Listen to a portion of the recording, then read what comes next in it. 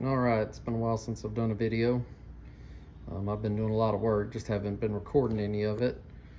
I went ahead and finished up doing the metal work that I was going to do on the floor for this cab. This passenger side, I had to change out the complete rocker panel. Did the cab corner, did the inner cab corner, changed out this floor pan. It was a lot worse than driver's side. Ended up having to chase rust, so all these little strips you see, that's just from having to chase out the rust where that floor pan just wasn't going to weld to it because it was too thin. I'm pretty happy with it. For the most part, all this is going to get rust encapsulator sprayed on it. It's going to get a coat of epoxy primer.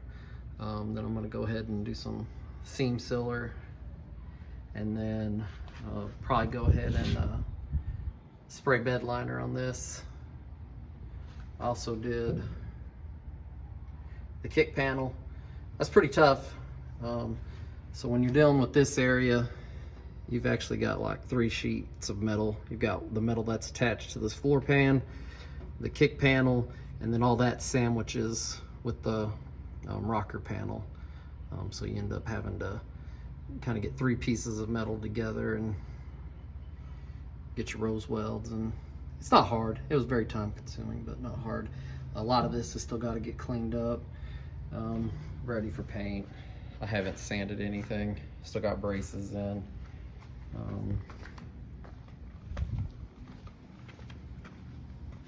Driver's side basically the same way. Got a lot of welds still to clean up. It's not the prettiest right now.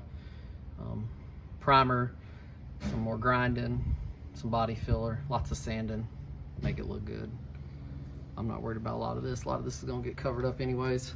So a lot of these welds that are going to get covered, I'm not going to compromise them by grinding them down too much. And then a lot of seam sealer still needs to be added. The thing I'm probably most proud of, even though it's not the prettiest, is I could not find a trans tunnel cover for this, so I had to make my own. And I'm not a professional welder, and I think I could have done a little bit better, but some of this sheet metal is just really hard. You end up making holes and then chasing those holes, trying to get them to fill back in, so that's where you end up with all these booger welds. I kind of got a little better dial in my welder now. I think I could do a better job if I had to do it again. You can tell up here where it wasn't so bad. The welds are a little prettier, but like right here, I was just chasing holes that I was making, and not always, but and then I had to fab this piece up myself, so it didn't line up perfectly either. But for not having a piece on the market I could buy, making my own, it looks pretty good. If you go back in some of my previous videos, you'll see what it looked like. I also have an Instagram page, Blue 82 C-10, and I pretty much post something every time I work on this truck, so that's a really good place to follow this build. But on the inside, really all I've got left to do is just sand, get rid of some of this older seam sealer. I gotta close this up after I fix that cage nut because it was spinning when I was trying to get this cab off. And I'm gonna have this thing hopefully painted before it goes back on the truck. That's my plan. I had it flipped up about a week ago, and I'm gonna show you that here in a second. I'm working on the underside, but I've got to go through and clean up some of this rust. I've got some rust up here. I'm gonna replace this metal. Some of this stuff's just gonna get cleaned up and encapsulated. I'm building this truck for me. It's not a show truck. I want it to be solid though. I'm gonna go through here and kind of inspect some of this, and then it ain't hard to cut some of this out and then just replace it a little bit at a time. I'm not gonna cut the whole cowl off or nothing. I'm not gonna redo the firewall. A lot of this is gonna get closed up. I'm gonna use vintage air. At first, I'm not gonna have anything. But once I have vintage air in my budget, probably in the next 6 months, then I'll go back through and drill my holes for that. Here's some more rust. This is probably the worst spot left to fix. And I'm just gonna cut it out. fab me up a piece for it. It'll look pretty good. It won't be perfect for, you know, what I'm replacing, but again, it's something that's going to get covered up, so I'm not going to sweat it. And then another bad spot right here. Again, I think I'll be able to remove this piece pretty easily and then fab up a piece for it, and that'll shut it down. And again, everything's going to get rust encapsulated, so that'll prolong it.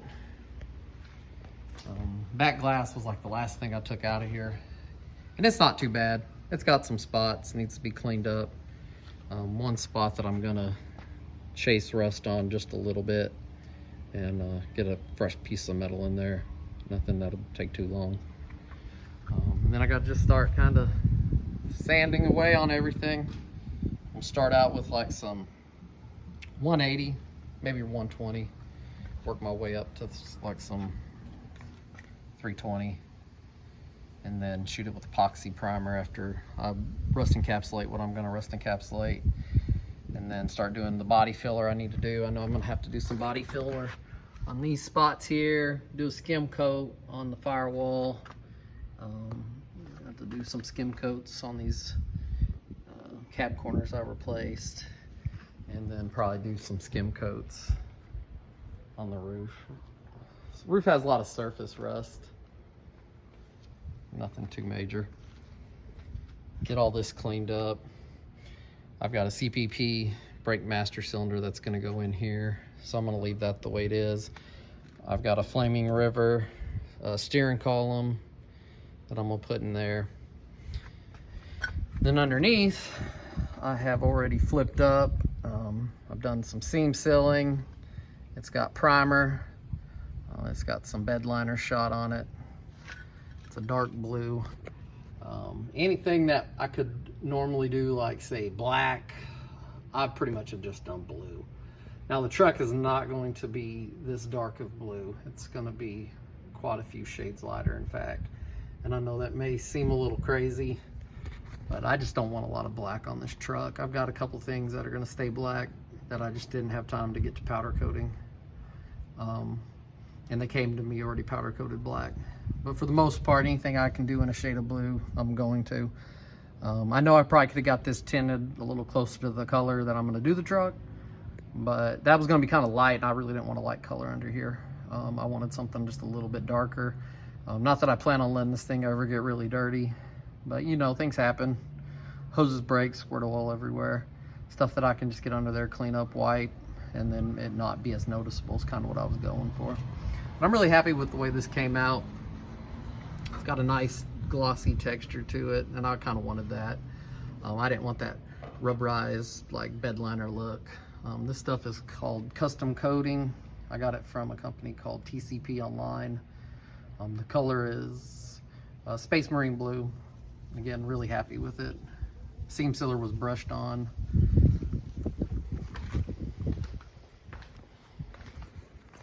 Down in here, did inner cab corners. The way I had to cut them out, it's kind of hard to see. I ended up just doing a lap weld on them. It's seam sealed. There it goes. I didn't grind the welds down a whole lot. I wanted it to hold. I didn't want it to be compromised. Like I said, it's covered up. I'm not worried about it. Same thing with like the inner rocker. Everything's seam sealed underneath the seat. I'm just really happy with the way this turned out. Should have got a video of it while it was up, but I just didn't feel like making videos at the time. So that pretty much brings you up to speed on the cab. Hopefully, as I keep working on it, I'll keep making some videos and keep updating this project. I'm going to do another video kind of updating the frame. It's been a while since I've done one there, but again, if you're following this build, the best place to follow it, Instagram, Blue82 C-10. I pretty much post something there every time I work on this truck. All right, see you in the next video.